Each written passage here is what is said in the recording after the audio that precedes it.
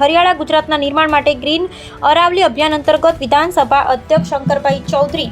અને મંત્રી પ્રવીણભાઈ માળીની ઉપસ્થિતિમાં મેગા પ્લાન્ટેશન 2026 યોજાયો। એક પેડ માં કે નામ 3.0 અને ગ્રીન અરાવલી અભિયાન અંતર્ગત એક વૃક્ષ એક સંકલ્પ અંબાજી ખાતે પર્યાવરણ જાળવણી અને જનજાગૃતિના સંદેશ સાથે મેગા પ્લાન્ટેશન સંપન્ન। વૃક્ષો વાવીને પ્રકૃતિની સેવા કરવી એ જ માં અંબાની સાચી ભક્તિ અને પૂજા સમાન વિધાનસભા અધ્યક્ષ શ્રી શંકરભાઈ ચૌધરીએ જણાવ્યું। અંબાજી અને ગબ્બરને ગ્રીન ગબ્બર બનાવી હરિયાળા ગુજરાતનું નિર્માણ કરાશે। મંત્રી શ્રી પ્રવીણભાઈ માળી, ગુજરાત વિધાનસભાના અધ્યક્ષ શ્રી શંકરભાઈ ચૌધરીના અધ્યક્ષસ્થાને તેમજ વન અને પર્યાવરણ ક્લાઇમેટ ચેન્જના વાહન વ્યવહાર વિભાગના રાજ્યમંત્રી શ્રી પ્રવીણભાઈ માળીની પ્રેરક ઉપસ્થિતિમાં એક પેડ માં કે નામ 3.0 એક વૃક્ષ એક સંકલ્પ હરિયાળું ગુજરાત આપણું લક્ષ્ય તથા ગ્રીન અરાવલી અભિયાન અંતર્ગત અંબાજીમાં અરાવલી પર્વત ગબ્બર રોડ ખાતે મેગા પ્લાન્ટેશન 2026 કાર્યક્રમ યોજાયો હતો। આ કાર્યક્રમમાં વૃક્ષારોપણ કરી પર્યાવરણ સંરક્ષણ અને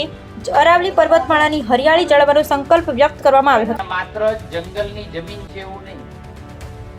આ આવનારા સમયની અંદર લોકોને ફરવા માટેનું સ્થળ બનવાનું છે, એના પણ તમે આજે બધા સાક્ષી બન્યા છો। આજે તમારા પાવન પગલા અંદર થયા અને સાહેબ આનંદની વાત એ છે, એક નેરેટિવ ફેલાવવામાં આવે છે કે ફોરેસ્ટ વિભાગ જંગલની જગ્યાઓ બચાવવાની અંદર અન્ય લોકોને નુકસાન કરે,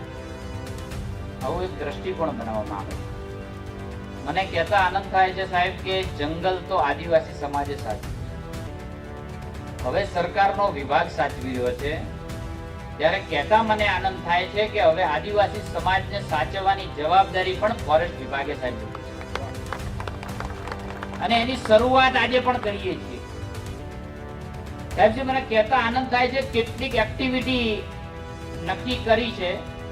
કે મારો આદિવાસી સમાજ બેઠો થાય, એને કામ મળે, એને રોજગારી મળે,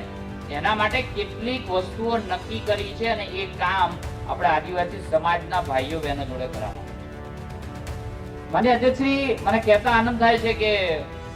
આંગણવાડીના શેડ વિસ્તારની અંદર બનાવવા હોય તો મારા આદિવાસી ભાઈ બનાવે, આ વિસ્તારની અંદર મંડપનું કોઈ કામ કરવું હોય તો મારો આદિવાસી ભાઈ બનાવે, સોલર લાઇટ કરવી હોય તો મારો આદિવાસી ભાઈ બનાવે, ગ્રામ બેઠકોના ઓટલા કરવા હોય તો મારો આદિવાસી ભાઈ બહેન કરે, આરસીસી રોડ બનાવવા હોય, ટોયલેટ બનાવવું હોય, સ્કૂલના પેવર બ્લોક કરવા હોય કે લાઇબ્રેરી કરવી હોય, સ્મશાન ગૃહમાં સગડી કરવી હોય કે એની શેડની કામગીરી કરવી હોય તો મારો આદિવાસી ભાઈ બહેન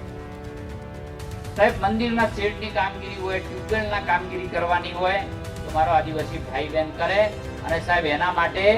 આજના દિવસે એને 77 ગામના આદિવાસી ભાઈ બહેનો જે ક્લસ્ટર બનાવ્યું છે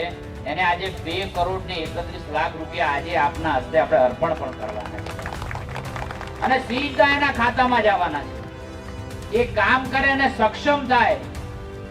એના માટેની જવાબદારી ફોરેસ્ટ ડિપાર્ટમેન્ટ રાજ્યના મુખ્યમંત્રીશ્રીના નેતૃત્વની અંદર સાહેબ ફોરેસ્ટ ડિપાર્ટમેન્ટે હાથ ઉપર લીધી।